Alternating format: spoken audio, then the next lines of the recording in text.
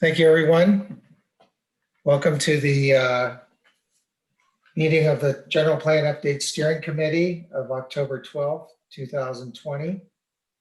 This is a study session on the final kind of what we call working administrative draft. We've taken all the draft elements that the steering committee has reviewed since 2018 and have combined them into a single document. Added most of the cross-referencing, added figures and diagrams. We've done the what you have not seen before tonight are the diagrams, particularly the land use diagram and the various diagrams that address a number of health and safety factors in the health and safety element. So let me quickly just bring up the agenda for tonight. I'll walk through it real quickly so everyone can see it.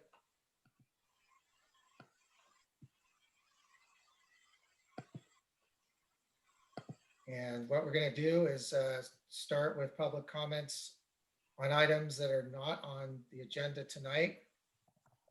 Do we have any comments from the public? Anyone in the public wish to comment on something not on tonight's agenda? Shannon, is anyone raising their hand? I'm seeing no raised hands at this time, Neil. Okay, thank you. So the first order of business, we want to just quickly run by through the committee. We provided a summary of our meeting from August 24th. That was our second meeting that month on the circulation element study session. And I can bring that up real quickly.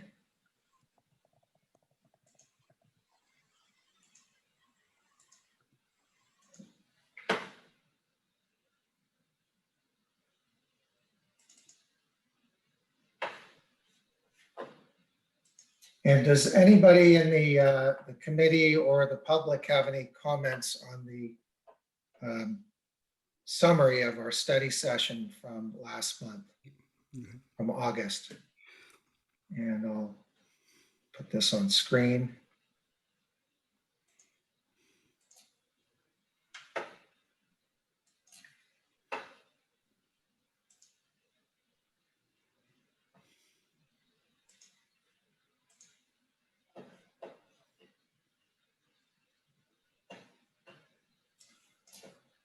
Anybody on the committee member had any comments on this? It was distributed out to the committee last week. Neil, it looks good from A good summary. From my Any additions or comments on that? perspective in my memory. Yeah, no, Neil, it's Kevin. It looks good. Thank you for that effort. Okay.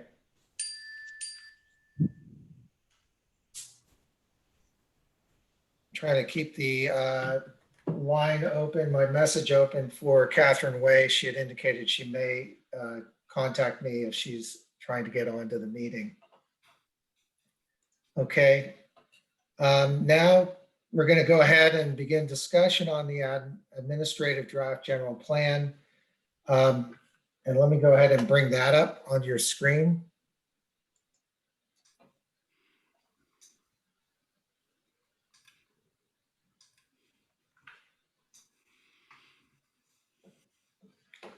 Okay, I'm gonna get the right.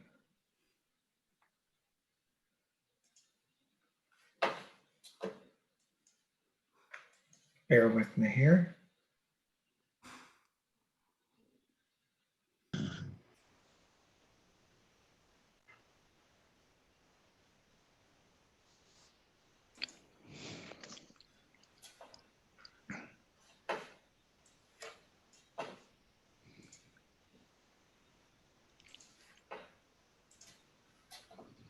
Here we go.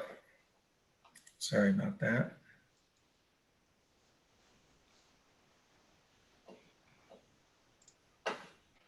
Strange plan, it's not showing up on my.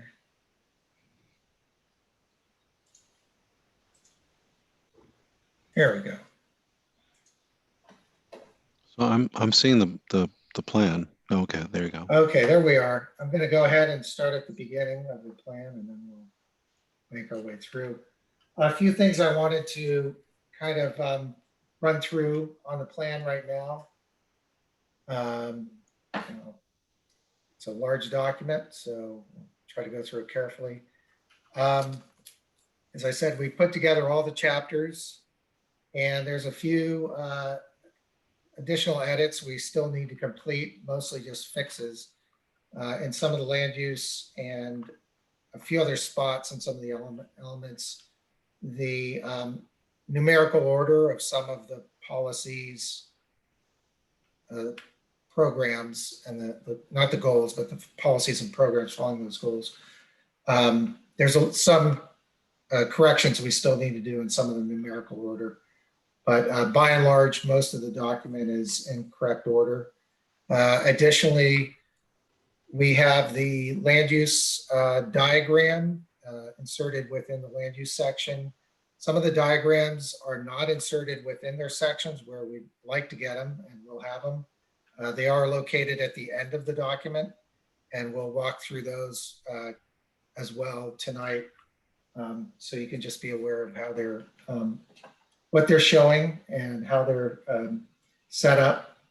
And so there's still little connections of the figures and the numbers throughout the table of contents. But by and large, I'd say we have this about 95% complete, and really all the content is complete. So it's a matter of just finishing some of the formatting in the document. So on our next item of business, we're going to go through, does anyone have any questions on the format or the setup before we move on? No. Nope. And I'll take some breaks in case we have public comments. And Shannon, please let me know if somebody raises their hand at some point, if we have any public input. Okay, so quickly going over the draft plan. The first item is the introduction, and the committee had largely reviewed that during one of the first discussions on the draft. So it's been set up essentially to update some of the information and largely the actions of the Citizens Advisory Committee and now the General Plan Steering Committee. So the formatting of this remains largely the same as you had seen it from the CAC, somewhat updated, and we will, the main point of it is we do have a little bit of finishing work to do in terms of connecting the final pages. This is a table that identifies where the plan meets state mandates for content, topical requirements within the general plan. So we'll be adding in these final pages as we complete that. Excuse me, Neil. Quick Yes. question. On page 7, if you go back in the introduction part of it, there is a description of if this falls within the San Joaquin Air Quality Management District, there's a requirement for an air quality component. It's on page 7, I believe, of the introduction. And I'm not seeing it yet. If you go back 2 more pages. Go back 2 more pages. I see it. Yeah, I'm seeing page 8 now. If you have page 7, I'm seeing it on page 6. Oh, okay. Yeah, it's on All page right. 6. Yeah, where it says, state law also requires all jurisdictions within the San Joaquin Air Pollution Control District to provide an air quality element. However, City of Larkspur is not within that. Why is this even mentioned? Or more appropriately would be Larkspur is within the Bay Area Air Quality Management District that does not require this. Or, you know, this seems like this was pulled in from some other template or document, and have to wonder, it doesn't this belong here, or do we make a reference to, if that is, San Joaquin is a key part, do we also say, we're not subject to it, we're not within that jurisdiction, and Bay Area Air Quality Management District, which is our AQMD, does not require an air quality element? Just to be a nitpicker, since Daniel's not here tonight, I think No, somebody's got to fill no, in. no, that's a good net to pick. So Yeah. I encourage some response on that.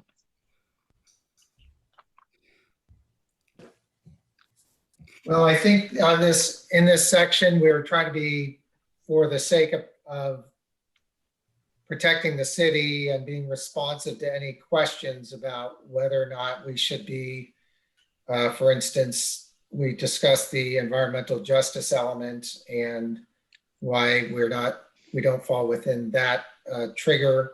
It may be a little more obvious we're not within the San Joaquin Air Quality District. I think this language was just there to kind of explain that it's not a legal requirement for us to have an air quality element. So that was the intent, was just simply to say, we're not doing this because of X. Is it your sense that maybe that's being a little too obvious, or it's... No. I think the comment's a really good one, but it may just require a short sentence inserted in the middle of the paragraph to make clear that we're in the Bay Area Air Quality Management District, and that state law requires jurisdictions within certain other air quality management districts, including in particular the San Joaquin district, to provide that. But since we're not in one of those jurisdictions, that's not included. Okay, no, well taken. I think that emphasizes the point that we are still within an area that is concerned in managing air quality, as opposed to sounding like we're blowing it off. Is the San Joaquin district the only district to have this requirement? I might check with Leonard on this. I think he had been reviewing some of the legal requirements last we spoke. This may have been a carryover, and I could double check that. I don't know that it matters that much. I mean, that we can just cite that as an example of other districts that do require that as an element, but just to have a prefatory statement in the middle of that paragraph to make it clear that we're in the Bay Area district and that that is not a requirement, even though others, including without limitation, perhaps. And Daniel, I might venture to guess that San Joaquin Air Quality, because it's in the Central Valley and also has a population, a lot of disadvantaged community. It may be that is why it's a priority there. Well, and they also have some unique air quality issues in that part of the valley. So that was a carryover from the old introduction, and at the time that was written, that was a big major legal case where that came in, so they probably added it in there. Yeah, it's confusing now though, so let's clean that up a little bit. We'll seek clarification, or at least provide a little more framework for it. Any other comments on the introduction? That was a good catch though, Monty, thanks.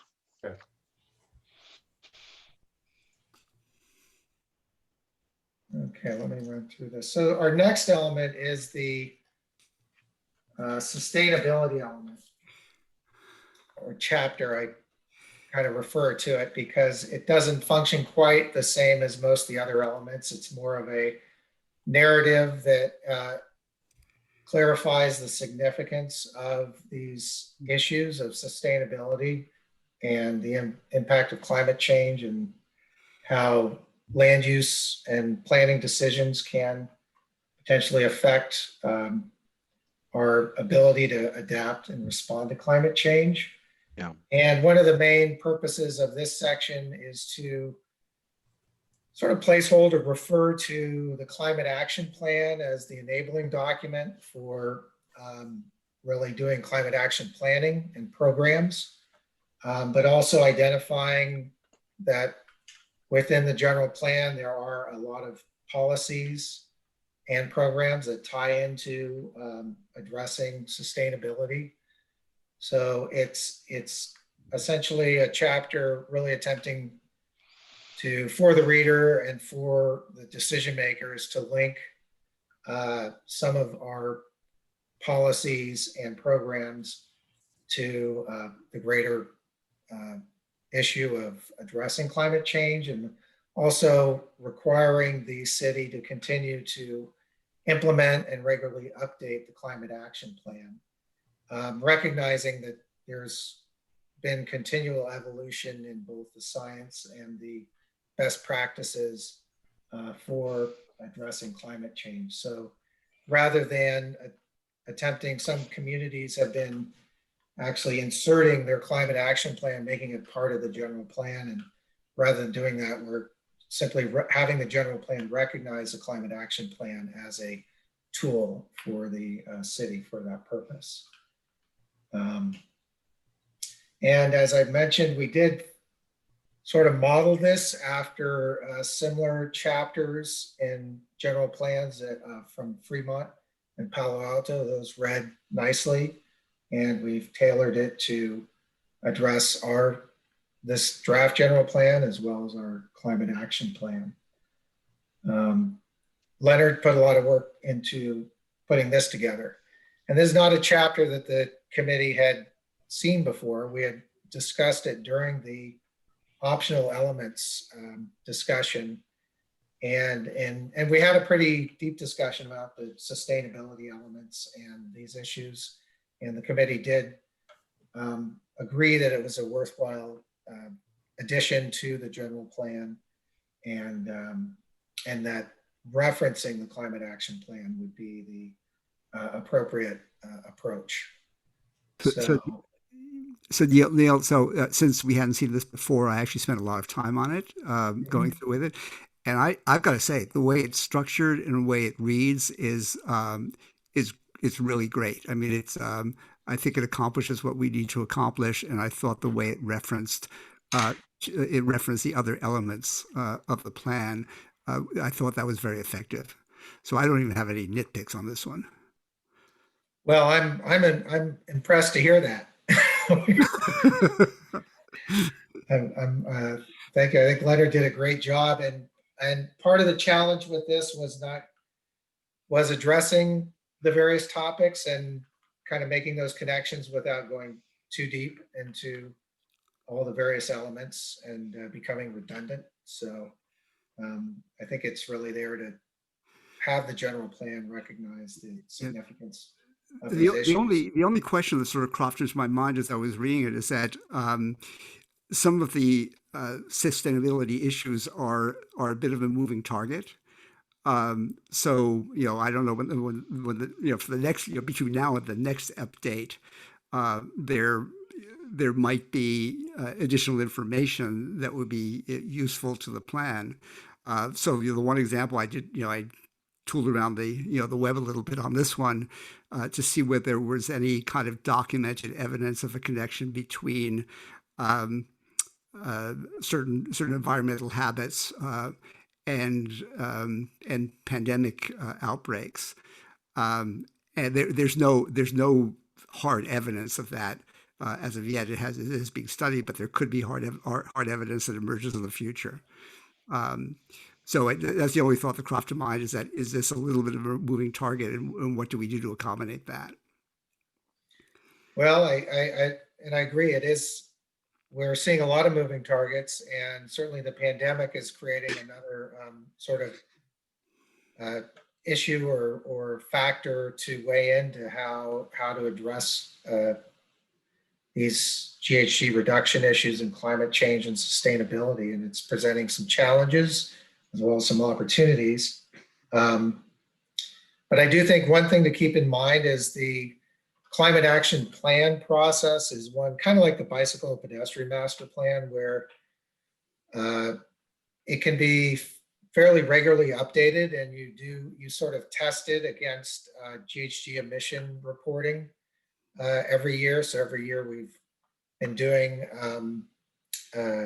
GHG inventory. So specifically to GHG reduction, that the city with all the other, the city of Larkspur in conjunction with MCEP, the other agencies throughout Marin are regularly doing inventory on GHG emissions. Now that's specific to GHG, but it's a pretty that's a pretty significant factor when it comes to sustainability.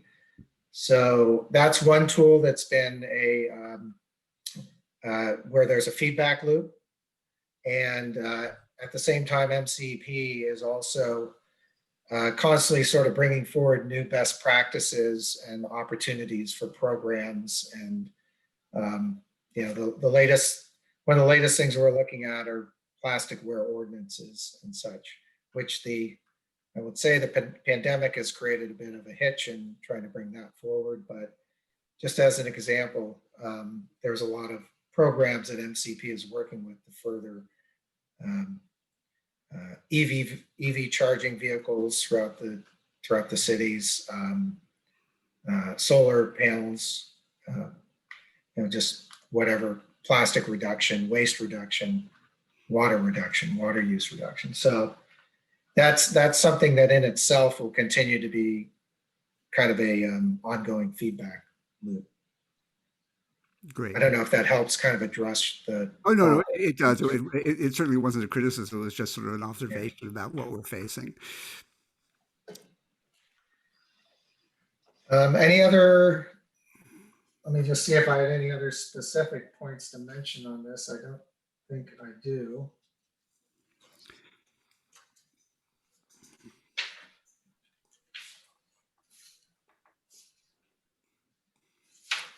Okay, does anyone have any other thoughts or questions on the sustainability element? I did have this on page 26. I promise no nitpicks, but I've got, this is a question, which is land use policy 1.1. And by the way, I'm going to let you know, I think that the general plan that I'm scrolling through now is one that I mentioned has now been put up on the website, and it does include the land use figure in it. And I think it's been the front page has been added as well. So our page numbering might be slightly off on this plan versus your plan. So okay. So my question is about the use of the word intensive, and just where are we? We're on page.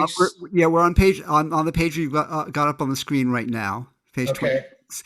So under land use policy 1.1, right. It says the following programs discourage intensive residential development in steep hillside areas. Impressionistically, I know what you mean, but is there a specific definition for intensive? So when we talk about densities, we have specific definition of about what that means. But what do we mean here? And does that warrant any kind of a clarification? I don't know. I don't know that it does. I think here it's a general term about intensive. There's a number of policies that follow this that are more specific to, as in number of units per acre. Yeah, specific to density, or specific to the size of buildings as well, because it's not just density, it's also FAR limits and natural state requirements that also are tailored towards steeper hillside areas. And then in this policy itself, higher density development is encouraged in areas in close proximity to arterial, collector roads, public transit. Yeah. Okay.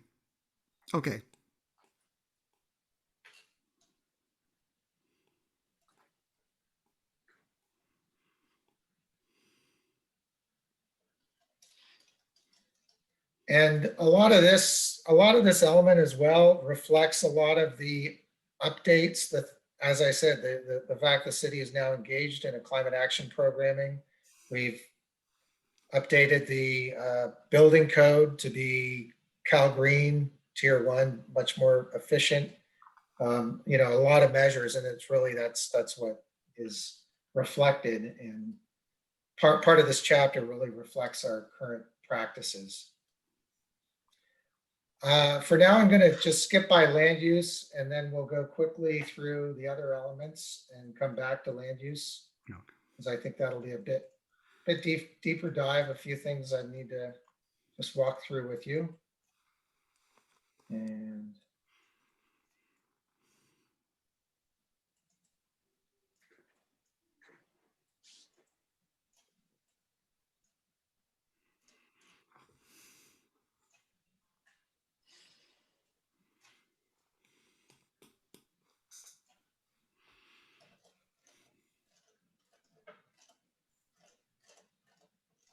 okay, community character. This is an optional element. Again, it was carried over from the 1990 general plan, and we did have a discussion on this. This was seen as being pertinent and important to Larkspur because of the need to protect our community character through design review and historic preservation. But some of this chapter also addresses important elements related to protection of tribal sites and resources. And we did back in 2018 discuss this chapter, and I think from that time we've had consultation with the Great and Rancheria tribe about the chapter and the programs, and essentially what you see tonight is not significantly changed from the draft that was presented to the committee back in September of 2018. We've just kind of tightened up some elements and have made clear some differentiation about protection of tribal sites and resources. So let me just run through that.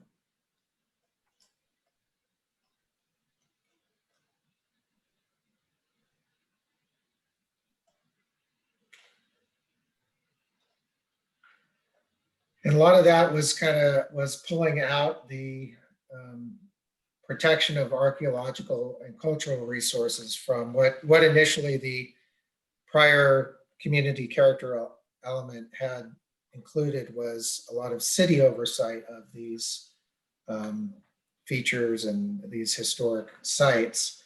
And under Public Resources Code, we're addressing this as a more in line with the state mandates to provide the tribes with sort of the primary ability to identify, protect, and preserve Native American archaeological tribes and tribal cultural resources. So with that, did the committee have any questions on this particular element? I think it all looks good, consistent with what we've had before and going into the future. Yep. And the one thing we did as well is we did take out the Appendix A, which provided sort of a detailed guidance to gateway signage, and we did update Appendix B, which was the character of the neighborhoods. We've made that now Appendix A, and we've updated that map, and I'll discuss that briefly when we get to it, but that's connected. This chapter references that Appendix A as part of the community character element. And we did think that maintaining those descriptions of the neighborhood characters was significant in maintaining kind of a common history or understanding of the origin and evolution of the various neighborhoods within Larkspur, because they've sort of originated and evolved in different periods and under different circumstances. Okay, so then that gets us to circulation.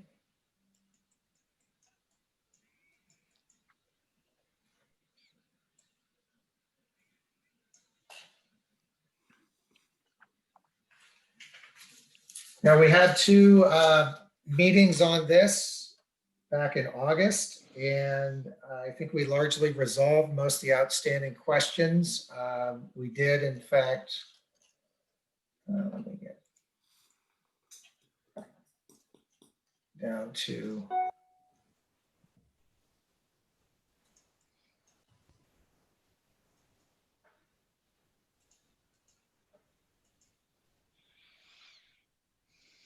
one of the questions was that we were grappling with was resolving sort of the approach towards VMT to meet the state mandates, and also to maintain LOS as a standard for the city. And the approach will be to update the zoning to both identify our VMT policy. We don't want to build that within the general plan, because VMT is a very new, it's a very new protocol. It's a very new discipline at this point, and we anticipate there's going to be changes into how that's implemented. But it's something that is directed to be adopted as a policy to identify our VMT thresholds and work towards reducing, designing projects, locating and designing projects in ways to reduce VMT where practical, and also to address LOS, particularly for development projects.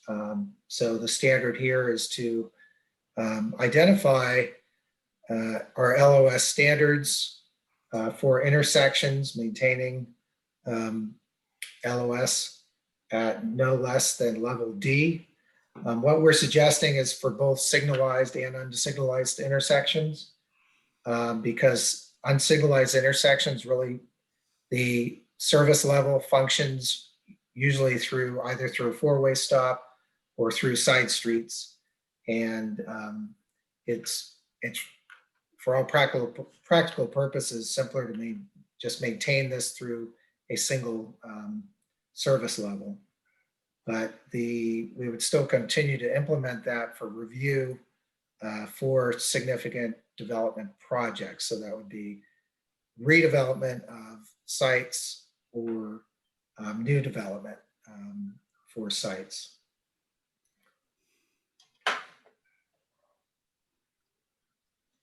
And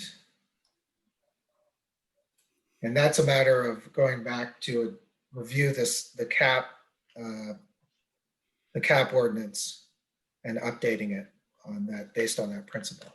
So Neil, that's just so I understand, we're keeping LOS as the standard for the status quo, and only suggesting VMT would be considered for new projects which could have incremental impacts. Right. And that's consistent with what we understand the state requirements to be right now. Yes, we'll have our VMT requirements will be consistent, because the state requirement is only for CEQA. Yes, right. So we'll continue to implement that as a CEQA standard, and what we need to identify as a right for CEQA. So that's, because it's CEQA and that would relate only to something that's new, that's where VMT would kick in. So, right. Okay, I understand. With the direction of the steering committee, though, I do want to be clear, we're tying the LOS standard into development, not necessarily changes of use within existing sites. And I think that when we approach the ordinance will draw clearer delineations of redevelopment versus change of use. But we're not sort of generalizing that LOS will apply to any change of use, like from within an existing commercial center. So the idea is to encourage flexibility for commercial sites, for existing commercial development, to allow for changes of use. And then redevelopment would be change of use from a residential to a commercial use. Right. So change of use will not really be commercial to commercial or residential to residential style per se, but it would be linked to development and redevelopment. Right. You may want to look at this language a little bit more. I want to make sure when the public looks at this, they understand that, you know, our goal as a city is to maintain existing LOS standards to the extent that we can, because traffic patterns change whether we allow development in a particular area or not. But that's the standard. I think this is fine, but I just want to make sure that's clear. So maybe give that a little bit more thought. Okay, well, I'd be happy to take a look, and we can, or you'd send comments or give me your thoughts on it. Yeah, and it could be just, you know, when we get through the public comment process, we can Right. address it. That's fine.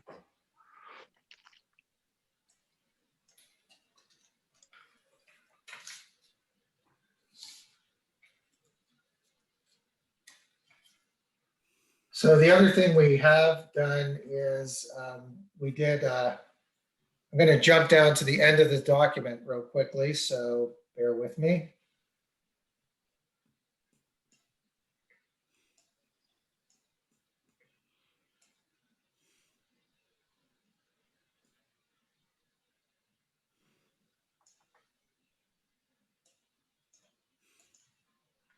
So this is a figure that we want to insert back up into or link into the circulation element section, but it's the circulation system and functional classification roadways. And to zoom in, you can, oops, darn it. I didn't mean to do that.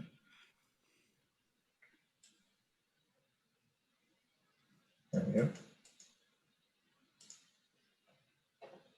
So again, the majority of roads in Larkspur are just local roadways. And then we have collector roadways are Magnolia Avenue, Doherty, and Bon Air. And then Sir Francis Drake is an arterial. And the Highway 101 is the highway coming through.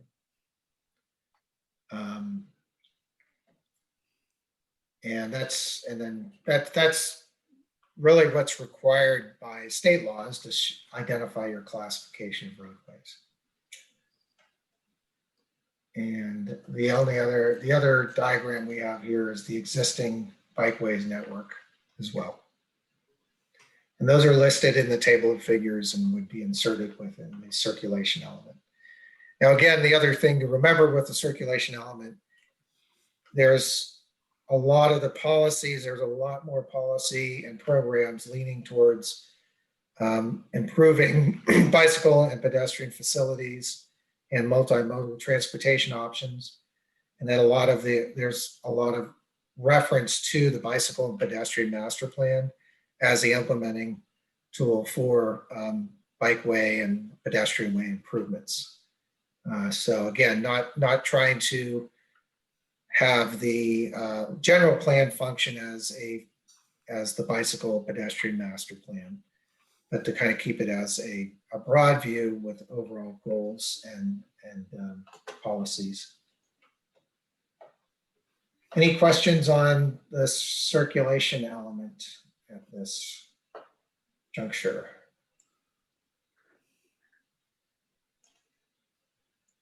And let me bring this back out.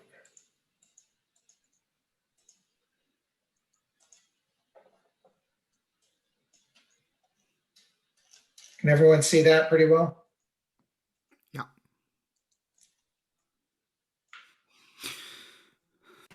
Okay, I'm going to bring this down to, let me ask Shannon, is there anybody who has their hand raised or wants to ask a question from the public? I'm seeing no hands raised at this time, Neil. Okay.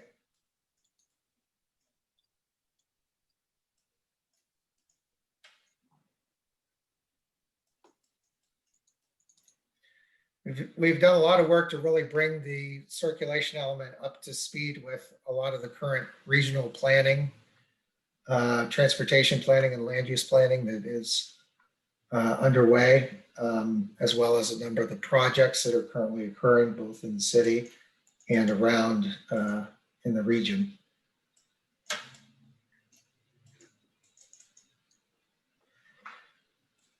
And one reason we'd love to get the general plan off and going is what we've learned is things keep changing. So the longer it goes on, the more we have to keep updating things. So we want to get this done. Okay, community facilities and services. This was an optional element also carried over from 1990 general plan. The committee, we had updated this section from the original CAC draft to reflect a number of changes to the city, including the consolidation of Twin Cities and San Anselmo police departments, as well as a number of other city facilities and programs that had changed or been updated. And since that time, we've done all we've really done since that time, and the committee's review was updated to recognize the consolidation of the Corte Madera and Larkspur fire departments into Central Marin Fire. Most recently, we have softened some of the language relative to the city programs relating to the recreation department is now, because the recreation department and library are now consolidated into the community services department. And we've had to reflect the fact that the city is no longer providing the childcare. There are childcare operations and facilities around in the city and around the area, but the city is not providing that at this time. So that is a change to a program that had been in the original CAC document.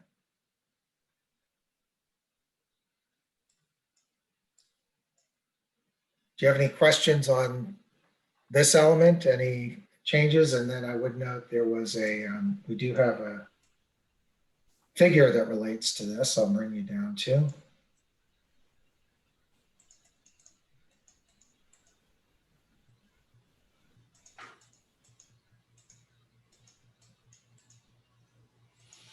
Oh, here we go.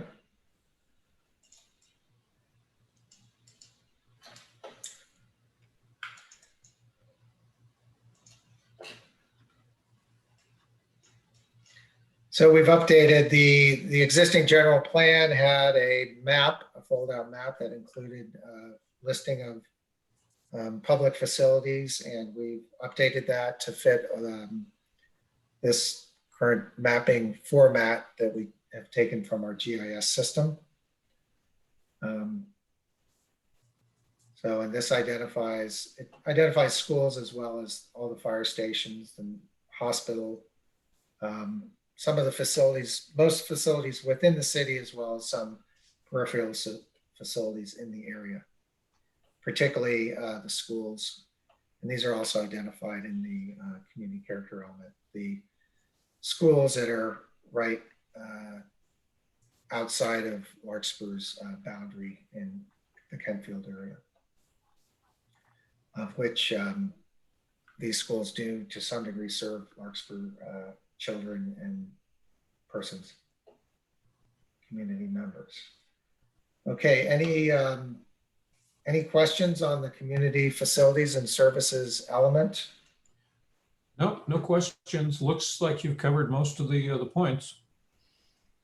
No questions here.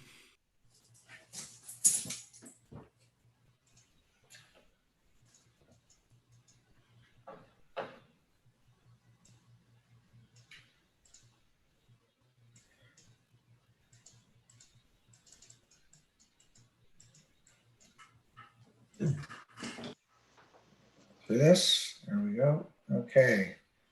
Community health and safety. The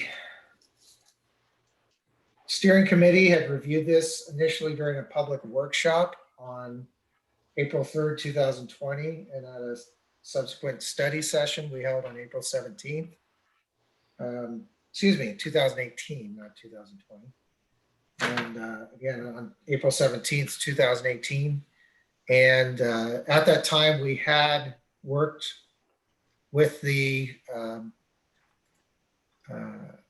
fire department in updating the element to reflect all the state mandates and the best practices relative to addressing fire safety, planning for fire safety, evacuation, code requirements, flooding, and other significant risks within the city. Referencing the local hazard mitigation plan, which is now a county-wide plan of which Larkspur is a participant. So that local hazard planning is occurring through a county-wide shared effort. And in this plan, since the committee had looked at it, what we've largely done to date since that time is update the diagrams that identify the various risk factors. And we've continued to update some of the language and practices relative to fire safety and wildfire management, working with the city's fire marshal, Reuben Martin, interim fire chief, and making sure the plan really reflects the current approach to mitigating and managing wildfire risk and evacuation. So those are the updates. Let me quickly run you through the diagrams. These are all towards the back of the document.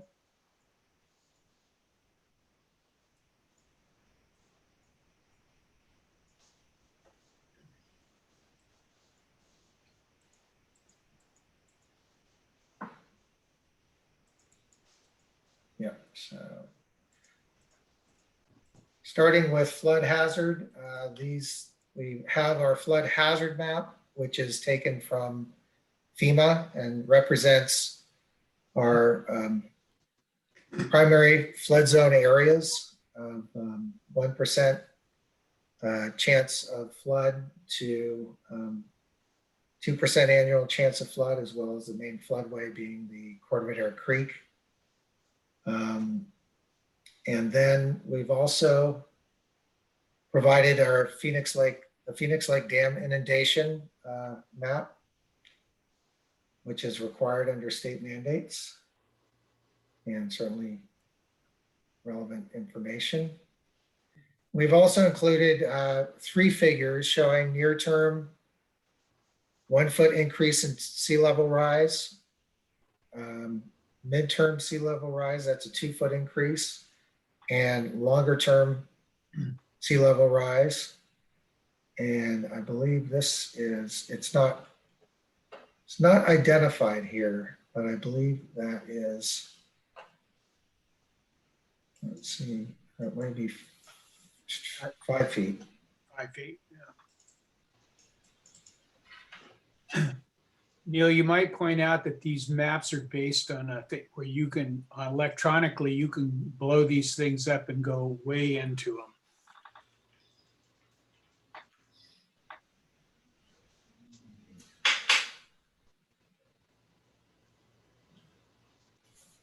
Okay, I'm going to check on this map because it should be reflected Yeah, and all these maps are actually in a JPEG format. What you're seeing here is these are printed onto the page. So while you can zoom in to pretty good detail, the JPEG format, you can actually zoom into individual parcels. So we'll be looking at a way to have these built into the document, but maybe also have a link to a larger format where people can really drill down and see where certain properties lie within these boundaries. Yeah, I think that'd be a good idea, Neil, to give people the opportunity to take a look about what their personal circumstances are. Right. Now, even then, some of the edges are still going to be a bit thick. These are representative. Yeah, no, right. This is all kind of speculative, but it's still helpful. Yeah, and these are not exactly the same as the maps under the sea level rise analysis, but they follow fairly closely, and we've identified that in the text of the plan. These are based on the NOAA mapping of sea level rise. And this is without storm surges? This is without storm surges. Right. And in the language of the plan, we do refer to, as we develop adaptation and protection measures, to use the vulnerability assessment by the county as the working tool. So the general plan does refer to that study, and that study does include greater detail on storm surge as well. Yeah, I guess the only reason I was asking a question was to make sure that what we're presenting here is consistent with what the county is doing in their sea level rise study efforts.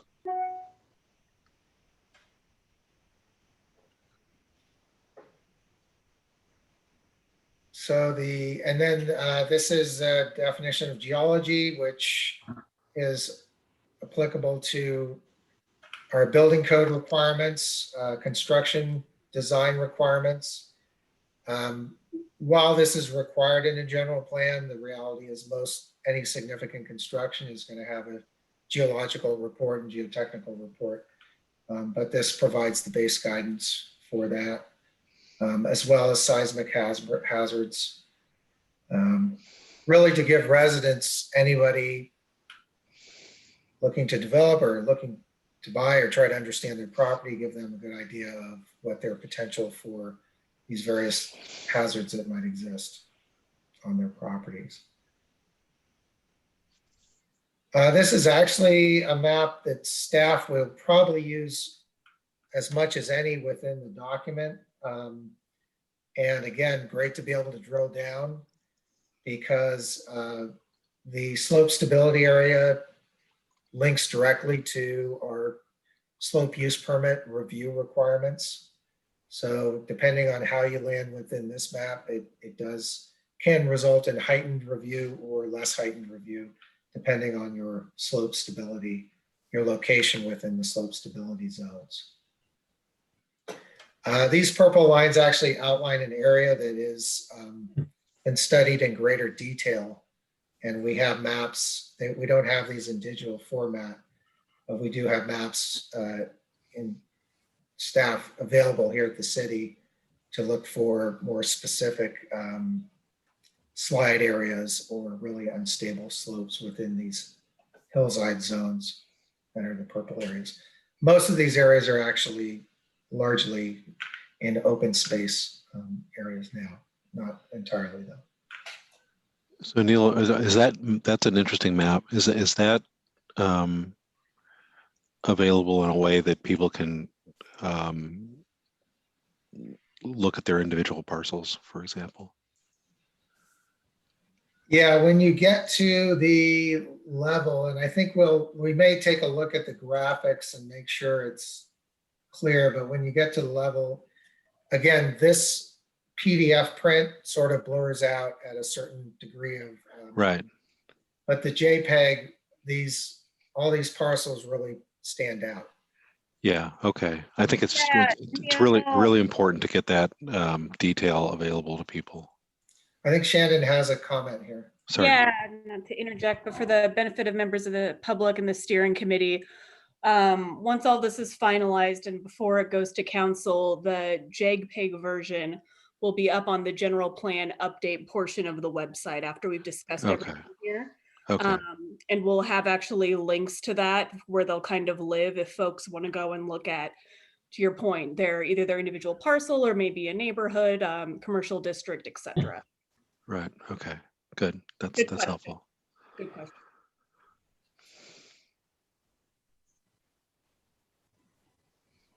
And I think we're winding down on these diagrams. We have our tsunami inundation map, low areas along the shoreline and Corte Madera Creek.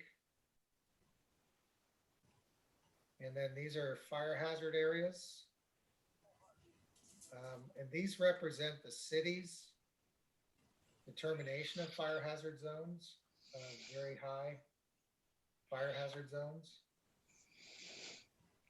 This is not entirely, this is taking the state-based map. And You're fading out a bit, Neil. Can you? sorry, Yeah. this is the fire hazard severity zones map, and this reflects the fire department's determination of areas that are considered very, very high fire hazard area zone, high and then moderate. By ordinance, the fire department has equated the WUI zones with very high fire hazard areas. So unlike the state maps, this actually reflects a higher degree of high fire hazard area than is indicated on the state maps. And it does give it gives the fire department a little more, and it's reflected in the element and in the goals and programs to have a little more oversight on codes and standards for development in any of these areas.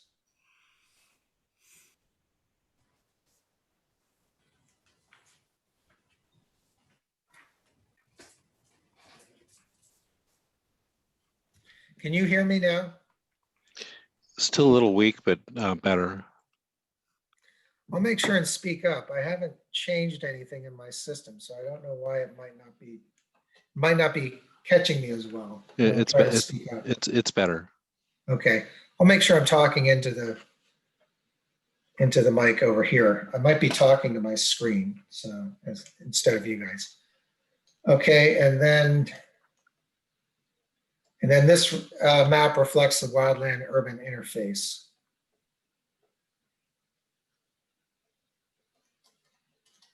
And I think those are all the diagrams for health and safety ordinance, excuse me, health and safety element. Let me move back up. Trying to get oriented here. Yeah, those are all very useful.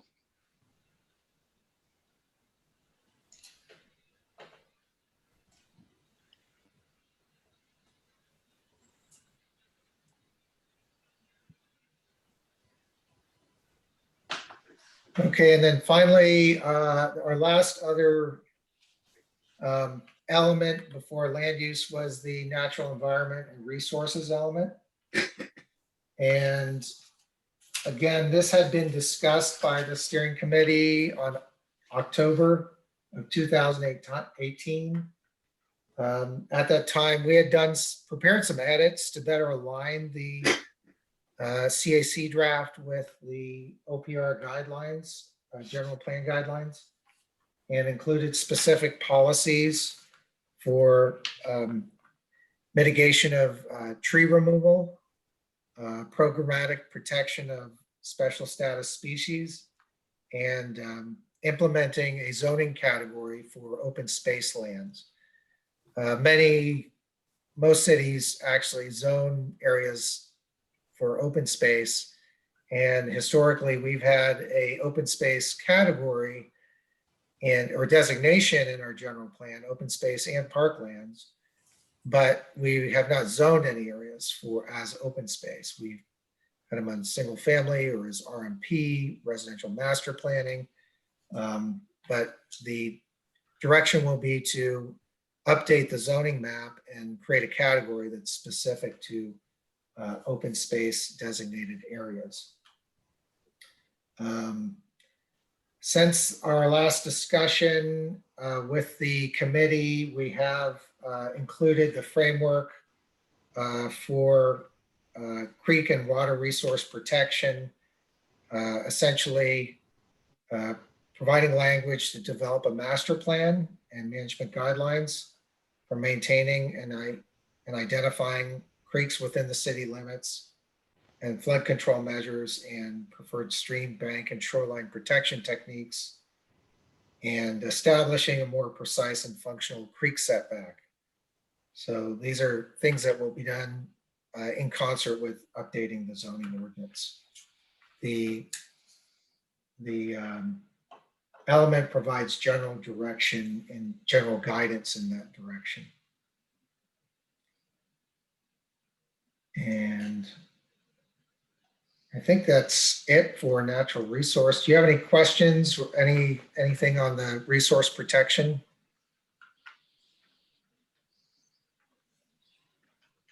No, It's good. I think you've covered most of the bases. Yeah, Once again, I think we've gone through it. It's fine. Okay, and then lastly, quickly, Appendix A1, this was the Larkspur neighborhoods, and working with Catherine Way, we simply, since discussing this initially with the steering committee, we went through and updated the map and the description to include some sort of updated language on some of the neighborhoods, but also to include the discussion on Rose Garden as a new neighborhood and new neighborhoods out here in Larkspur Landing. Right.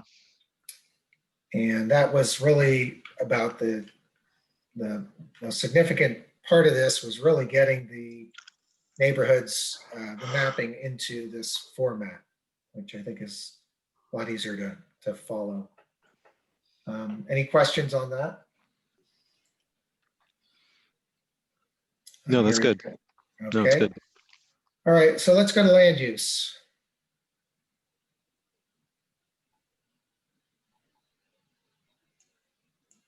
Now, a couple things I'm going to reduce so we can see this chapter a little better. And this is one of the last chapters we've been working on since the committee had reviewed this back in March of 2018. And then we had further discussions related to land use with the discussion on economic resiliency in July of 2018.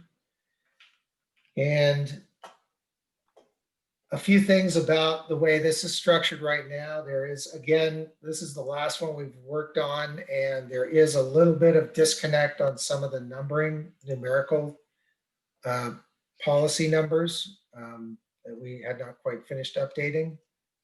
So this is the one that needs a little work on that. Additionally, there are some statistics in the background regarding areas for, just run through those. I don't want to run or focus on them. Those are ones we're in the process of updating. We had a, let me go through these really quick.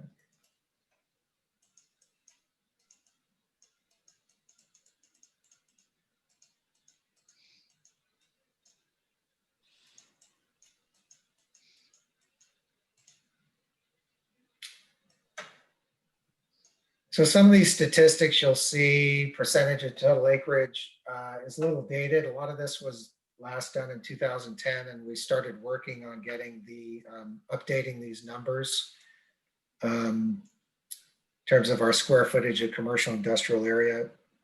Unfortunately, we've had a few technical hiccups with communications and getting the needed data. from our GIS system. But we're working on that. We will have this updated real soon. We don't anticipate any significant movement in these numbers or charts. There has not been a significant amount of development in the community since that time, or great shifts in demographics. So we don't anticipate these will change to a great deal on more updated information. But we're trying to get that because we'd like it to reflect a more current condition. So again, a few of the things we've done here in this chapter is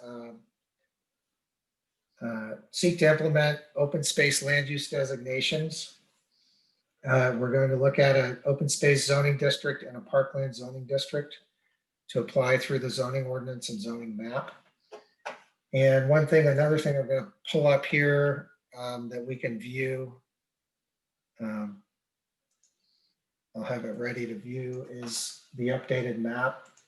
I have it in a JPEG. I have it available in the JPEG form if we really want to drill down. I'm going to walk you through some of the changes to the map, or to the diagram, I should say, the land use diagram.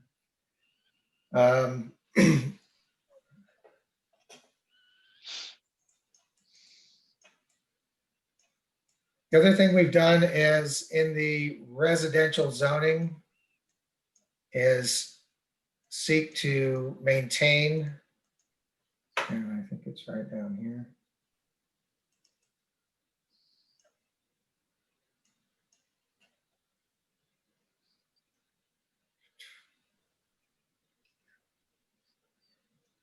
Is amend the zoning ordinance standards for non-conforming uses and structures to permit substantial renovation and replacement of existing medium to high density multifamily development that may currently exceed current density standards. We have a lot of development, a lot of multifamily housing throughout the city, particularly in the Bon Air area. It would not be conforming to today's development standards for slope and hillsides. So we're going to look at maintaining those densities should those areas get redeveloped, and have a no net loss standard, and discourage redevelopment that reduces existing dwelling units, particularly rental units. So that will be a zoning ordinance program. And then we have just a number of policies throughout the commercial area to encourage flexibility, reducing regulations that restrict changing out commercial uses. We're going to look to unify the parking standards. So there's just simply more flexibility to be able to respond to the market demands for commercial areas. Also to really encourage neighborhood commercial serving uses that are walkable, accessible to the surrounding community, and also to encourage residential development that is mixed use within these commercial areas. So the language is not specific to numbers per se. It's really language to tailor zoning updates and to really provide encouragement to allow for mixed use residential zoning. A couple of things we've done in terms of changing the land use designations and land use diagram. And I'm going to pull on the diagram now and walk through these. Let me go to new share.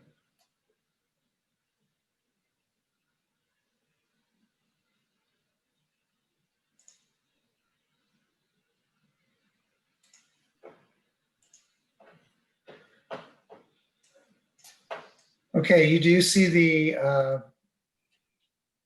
land use map? We did a second ago. Is Yeah. it there now? No, not seeing it. It's up. I must have stopped share somehow.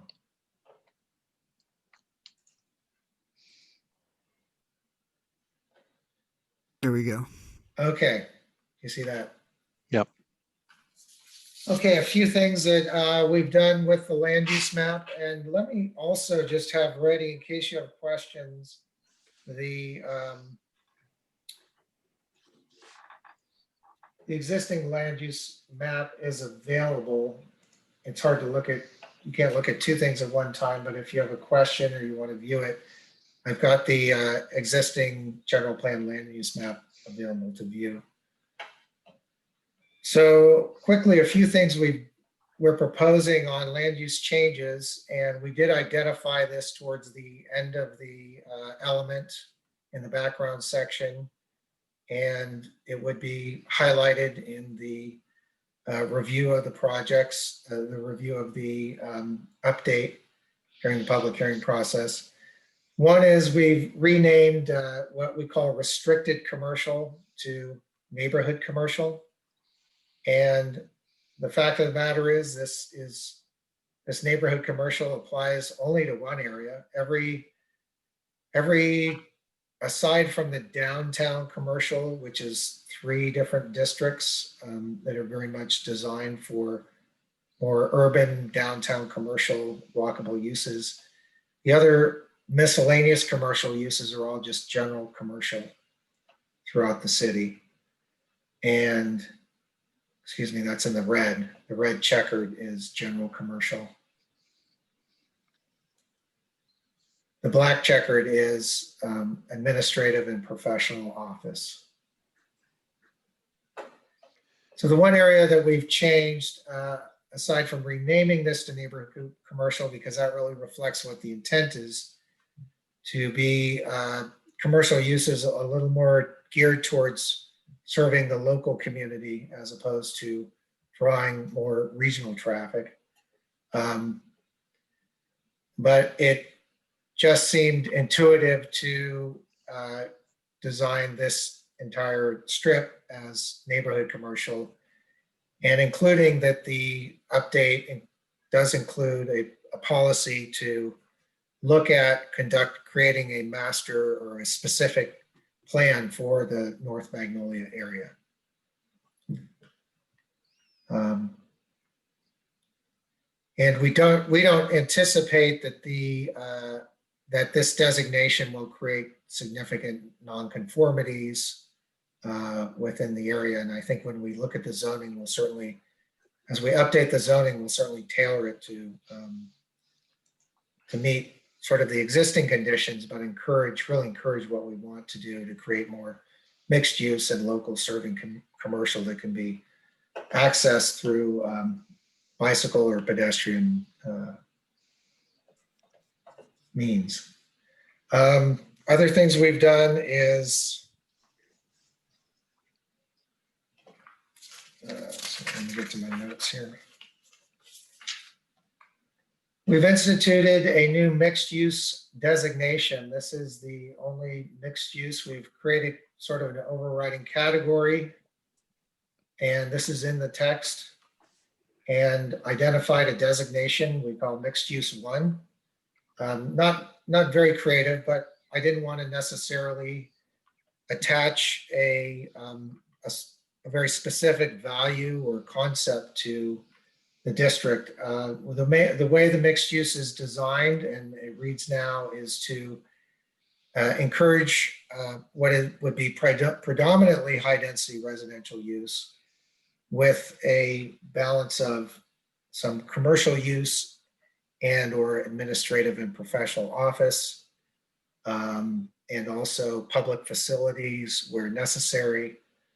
And we've applied this to the entirety of the parcel of the Ross Valley Sanitary District parcel, that is the developable area of the parcel.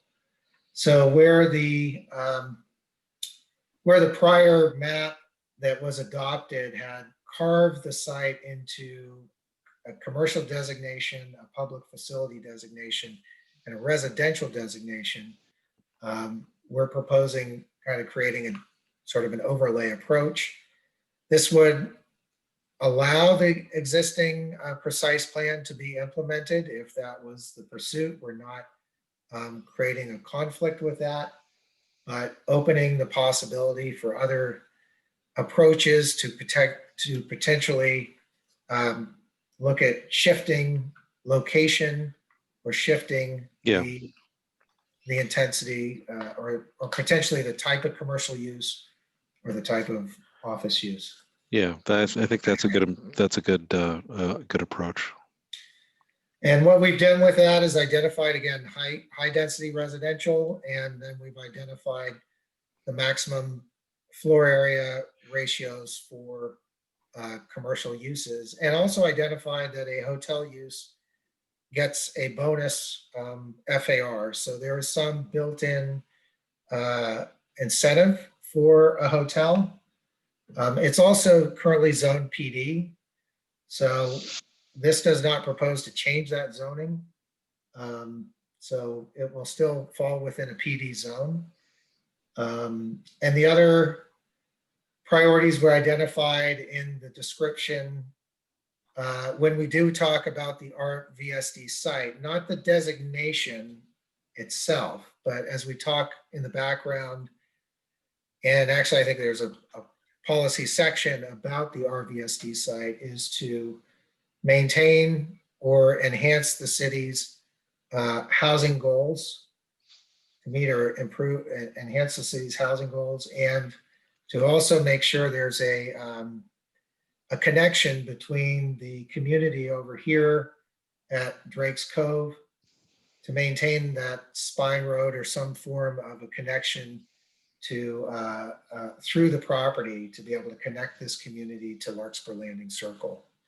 That was a important element of the initial precise plan, and is still really a needed facility, as this community is somewhat isolated from the rest of Larkspur Landing. So I think we've addressed trying to create a potential flexibility without locking the city into any particular limitation or approach to the area, other than making sure we maintain our housing and encourage some element of commercial use on the site. And the other thing we've done is we've kept the portion of the site that was designated as open space. It seemed as though that is a somewhat settled issue. It is still part of the property, and it is still zoned PD. But for the designation currently, that would be continue to be identified as open space. Now, while I've got your attention here in this area, one thing we've discovered, and I just confirmed it today, it had not really come to our attention, but the Drakes, I'm going to zoom in a little bit on this area here.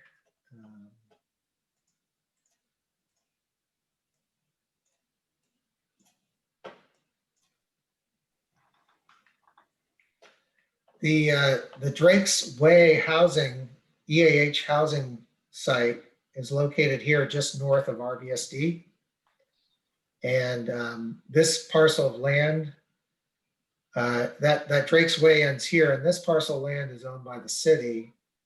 And we've discovered that in the precise development plan for EAH and the Monahan Pacific site, that this was actually accepted by the city for parkland and open space purposes. So I'm going to probably talk with the city manager about this, but what we may want to do is come back and clarify this designation, because right now it sits as low density residential. Neil? Yes. Seeing a hand raised in the audience, if now is an okay time to take a question. Sure, we can do that. Okay, so I'm seeing Kevin Carroll's hand raised. I'm going to go ahead and unmute you. You should be unmuted now and able to ask a question. Great, thank you. Mr. Toff, question I have, and please keep that diagram up because it relates.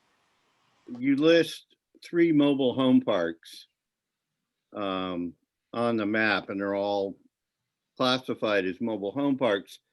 but the California Housing and Community Development site says that we actually have 4 parks. Only 1 is strictly mobile homes, 2 are recreational vehicles parks, and 1, Golden Gate, is a mixed. It's a combination mobile home and RV park.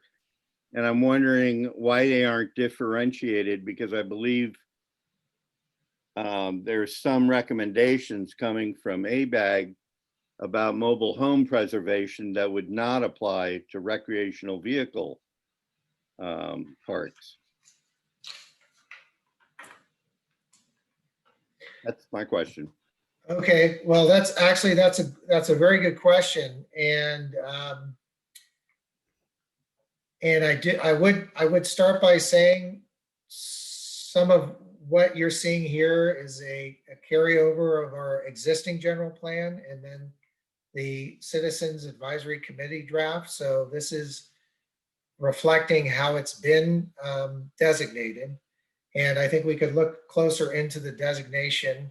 The mobile home parks designation, and maybe what I'll need to do is kind of pull out that wording. But I don't want to throw us off track too much. But I think the mobile home park designation recognizes that there may be a mix of both the existing condition somewhat, that is a mix of a recreational and mobile home, but seeks to maintain the inventory of mobile homes on those parks.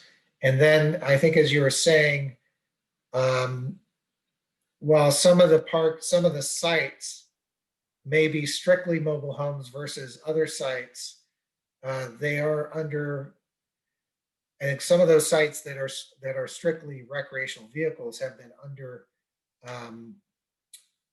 the same ownership. It's been under the one ownership, and historically, from the permitting perspective of the city, has functioned as a single site for those intents and purposes. But I think you raise a valid question that we should probably take a second look at. And then the question would raise whether or not there's some need to clarify that condition or revise the designation, the name and the designation of the mobile home park designation to be a little more expansive. I think that's something I can look into. Okay. Yeah, Neil, Kevin, Would there be a more appropriate meeting in the future to bring it up at? There's something that jumped out at me going through the documents hurriedly this afternoon, and then during your presentation when I saw that on the map. well, More I think appropriate. and I think if you wanted to send me a follow-up email, that would be great, just to make sure, clarify your perspective on the condition out there. And I can take a closer look at the way that designation is framed to see if we need to do something to adjust it to better reflect the current conditions, or is there may be intention within the planning document of having that designation for both those purposes. Okay, thank you. Yeah, I think that's just something to clarify. I think it was a good point. okay. We have one more question in the audience from Cindy, or one more raised hand, I should say. I'm going to go ahead, Cindy, and unmute you. Try this. All right, go ahead and ask your question. You should be unmuted. Or you should be able She's still muted. Yeah, she should be able, she's muted herself. So Cindy, go ahead and unmute yourself. We've enabled. I did, I think. Can you hear me? Yes. Yes. Great. All right. Great. I'm going to have to back up a little bit on this one, but I'll go fast. I've been following the Metropolitan Transportation Commission's 2050 planning. They have begun work on their EIR due next summer. MTC has a significant challenge in meeting California's greenhouse gas emissions target, which is more stringent than for the 2040 plan. Major solutions to the squeeze are more transit and more cycling and walking, and despite some dissents, more telecommuting. The dissent seems to be coming from San Francisco. The increase in telecommuting caused by the virus has already reduced freeway congestion, and MTC will try to make that permanent and build upon it. However, they have found that when people work from home, they drive more for short distances. So how much are net greenhouse gases really reduced? That's my question. To help with this new problem, we might turn to land use planning in Paris, France. And I mentioned France because we have 14 Parises in the US of A. I'm not talking about Paris, Texas, for instance. The mayor of Paris proposes dividing the various large sections of the city into smaller segments, where all daily necessities are available within a 15-minute walk or bike ride. Planners in San Francisco are talking about something similar called the neighborhood trip. And I'll send Neil Toft a link to this article. And I would add that perhaps small local AV jitneys might be added. Recently, autonomous vehicles have been out of the news, but they are still working at improving, and there have been some significant developments. And so looking at this plan of the land use, over here at Larkspur Landing, there used to be a grocery store. And it would be helpful to have another grocery store there, because then people could shop close to where they live without getting in their car, and maybe they would walk or bike to Trader Joe's. But if you don't want to go there, then you'd have to go over to Bon Air Center, or maybe to Woodlands, or where else. But it's the idea of having conveniences close to home. And I don't know how that can be worked out in Larkspur, but listening to your discussion, it seems to me that you're sort of getting there without maybe thinking about Paris, France. And I just wondered if you could deal with those ideas and see what you could come up with. Or are these patterns so set that there can be no changes? I don't know, but I thought I'd throw it out. And that is the end of my comment, except whoever wrote the general plan that is already fairly well finished, I congratulate you. That is a beautiful use of language. So you did good. And that is all I'm going to say at this moment. Thanks for listening.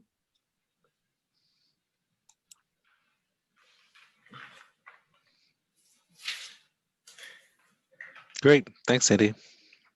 Thank you, Cindy. Neil, I do have one question about the map. Yeah. So it refers to Bon Air. It's actually not completely divorced from from Cindy's comments. So in the text, it clearly refers to Bon Air as an opportunity for mixed use between residential and commercial, including office commercial. There are medical offices there as well now. But you don't have that designated as any kind of mixed use on this map. Is that because of the current state of affairs with the city ordinances, or is there another reason for that? There's kind of twofold reason. One is, yes, the current state of the city ordinances and the current precise development plan for the Bon Air Shopping Center. The difference between the mixed use is identifying land areas where you could have areas devoted, one area devoted to commercial versus residential versus potentially public use. And those might switch locations. They may get done together, built together, or they may be built separately within that the greater piece of land, the RDSD site. The Bon Air Shopping Center site currently, under our current housing element and under its current precise plan, all the commercial areas do allow second-story residential. Right. And there are a number of exceptions or limits to necessarily like parking requirements or other exceptions that might kind of encourage second-story residential. Historically, it hasn't been that strongly encouraged, but now with state density bonuses and the such, there's potential to develop second-story residential within those locations under the current commercial zoning. So the current zoning provides somewhat of a constraint to residential development. It encourages mixed use in the form of second-story residential above commercial. When we engage in our housing element update, I think we'll be looking then at these sites with a more, shall I say, a more careful eye or more open eye to potentially seeing what options or what alternatives to the current zoning limits the city might want to engage in terms of creating more flexibility and potentially creating, applying mixed use sites, mixed use designations of various forms to these sites as well. It could be a mixed use designation 1, as we've described here. It might be a different form of mixed use that emphasizes more commercial or more resident serving commercial use, or a different balance of uses. So that's, I think the intent here is to adopt the general plan as an update to the current general plan and the CAC version, and then go to the heavy work of doing the housing element and analyzing the sites for our next RENA. And we'll be having to take, I think, that kind of look at a number of these properties. But under the current zoning, the mixed use would open a potential for having to reconsider the current PD zoning for the site and how that would be applied. Okay, got it. Just an observation is that for the parking in that area, there, the way it is configured physically right now, there probably would be a way to designate certain areas as residential parking as opposed to shopper parking, particularly the rear of the property. Yeah, and I mean, I think there's that side, and there are others that could probably be looked at with that potential, but then we'd be really kind of beginning to open up, and the city will likely need to begin engaging in that further exercise over the next couple of years, how we might apply some designations or standards to be more not just encouraging, but almost assured development. And that's going to be the challenge of the next round of RENA and the housing element is you don't necessarily apply your zoning to accommodate the development. You merely have to actually show how it's likely to occur through the pro forma for that type of development on those sites. Yeah, got it. Thanks. Any other thoughts or questions on that? No, looks good, Neil. Okay. A few other small items through here. And since I'm in this area, I'll kind of note we did apply. This area through here was all wetlands, but you do have you do have sort of a walkway with benches and viewing areas along here. So we've identified this as a parkland, which in the description of parkland designation, it includes like greenways and pathways and things like that. And that's in fact what we've done with a number of areas. This path and area through here was all designated as open space, which from the definition of open space is kind of an awkward designation for something that's pretty much an active bicycle multi-use pathway. We've identified this city land as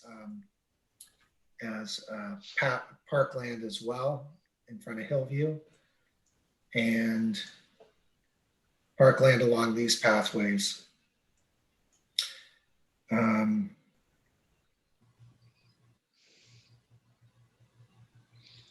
the other thing we've done, we've combined the school designation and the public facilities designation and applied that more stringently, and suggested the application of a schools and public facilities as a potential zoning category as well for those sites that are, large sites that are used for that purpose. And then one other little change of some significance is there was a pretty large chunk of land on the prior map,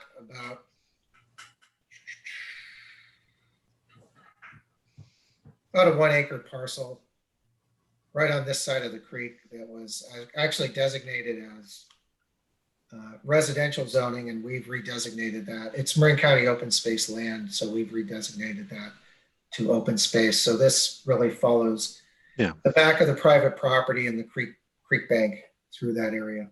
Yeah. And as I mentioned, we're suggesting applying the open space zoning designation to these areas. This is currently designated as residential master plan. This is currently designated through as low density residential. This is residential master plan here. So we're going to look to amend the zoning map so it really reflects that. We've actually had requests. This park is actually designated as low density residential, and we've had requests from local creek and stream conservation groups to rezone this area. So it is owned by the city. It's not likely to ever get developed, but the concern is always that the underlying zoning would accommodate that. Yeah, that's a good thing to work on. So, so that's generally the land use map and the changes proposed. Does the commission have any questions, further questions on the map or the land use policies and programs?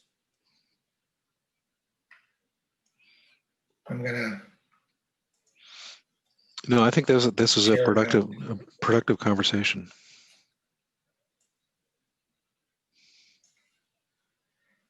Oh, and then the other thing, as we mentioned, from the sustainability element, we've identified an icon, to identify those programs and policies that are reflective of the sustainability chapter and GHG reduction and climate change, addressing climate change. So that what is that? That's a leaf? That's a leaf. Okay. Does it link to something, or is it just a? It doesn't link. It's just an identifier. Okay. Is that defined somewhere in the document? That's in the sustainability element. Okay, it's in there. Defines the icon is okay. To reflect some of those. I find it really useful. Programs. Yeah, no, and it's a good idea. I just want to make sure I understand it. Yeah, a lot of it links with, particularly with what, like Cindy was saying, all the programs to encourage pedestrian and bicycle facilities and yeah, no, it's fine.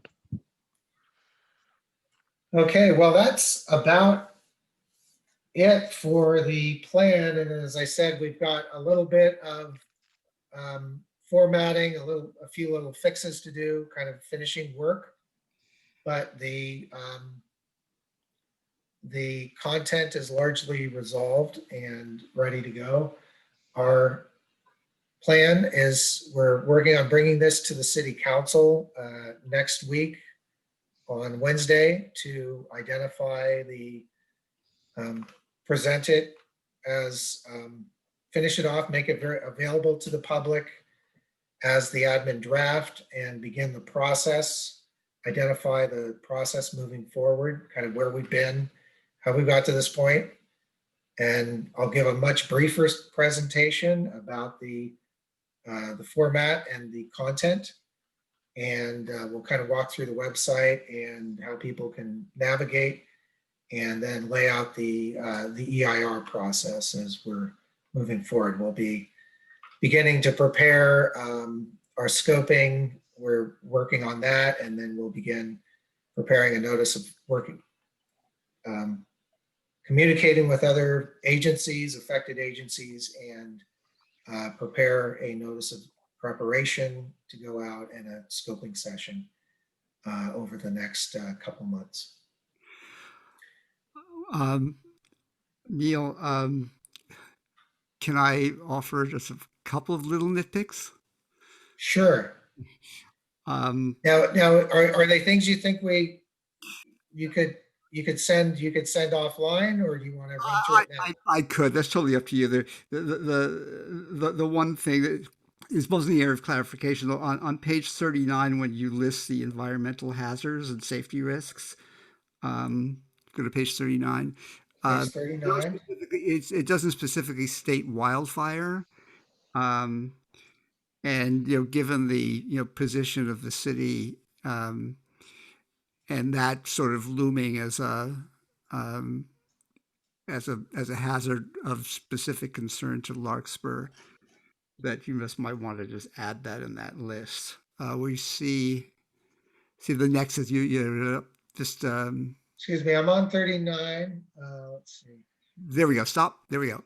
So you see where it says the nexus between development and natural environment. Then about midway through, halfway through that paragraph, the city recognizes a safety risk. I think wildfire would be an excellent add there. I think, yeah.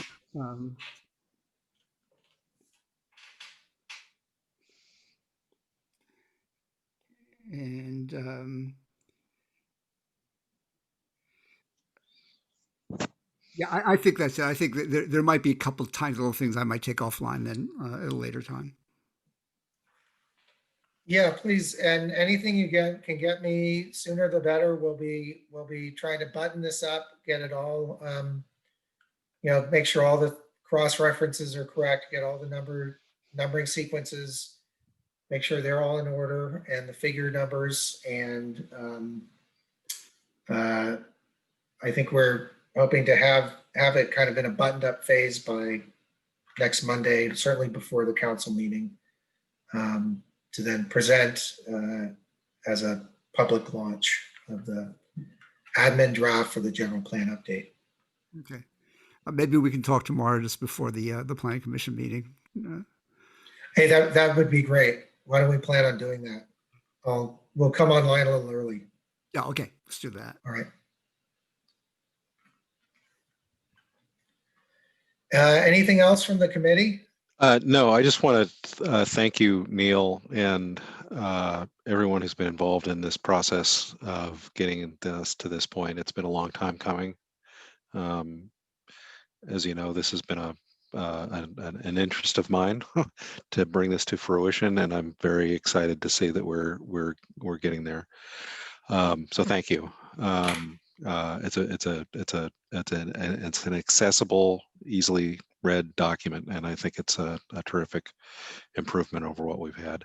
I just wanted to get some clarity about what you're going to be suggesting in terms of next steps on the timing. So the big thing is we're going to get this introduced, but then we go through the CEQA process. And is that something that we can realistically expect to be concluded in this coming year?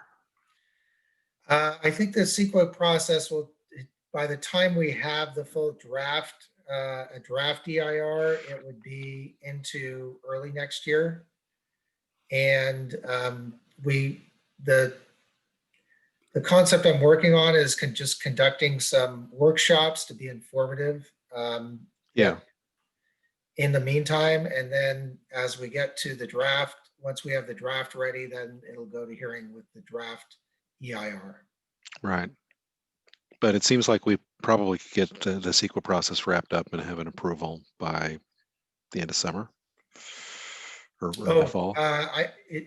Very, very possible. I mean, I think that's very possible. I think the question will be to the degree of challenge or issues that get raised, but we're certainly on a timeline. If we have the draft EIR ready and then go through, and as I say, I think by getting the commission familiar with the document before we get to hearing, just Q&A. And then by the time we get to hearing with the EIR in tow, we should be able to get through 2 meetings with the commission, 2 meetings at the council. It's really a matter of community acceptance. Again, we're not really changing a lot at all. So the ideal timeline is to be able to wrap this up, because if we don't get a whole lot of comments, we're able to respond with a final EIR draft in ready fashion, we should be able to turn it around pretty quickly and be done by, I don't want to put Leonard on too much of a spot. So No, that's fine. But I think we should be able to get it done pretty quickly because we do want to begin the housing element process. Is we're going to have to begin the initial phases of that. And we'd rather get this kind of concluded before we get too far along in it. Yeah, we still have lots of work to do. Yep. And Leonard, thank you so much for all your hard work on this process. And I know we're not letting you off the hook yet, but your imprint on this document is evident, and I appreciate it very much. Thank you. Okay, Neil, one last comment that I think it's a very appropriate, very thoughtful update to the general plan, and you should be quite proud of what you've got here. So good luck on the next step. Thank you for your help, continuing help, Monty. I appreciate you coming back to assist in finishing. And I would say one more thing with the timeline.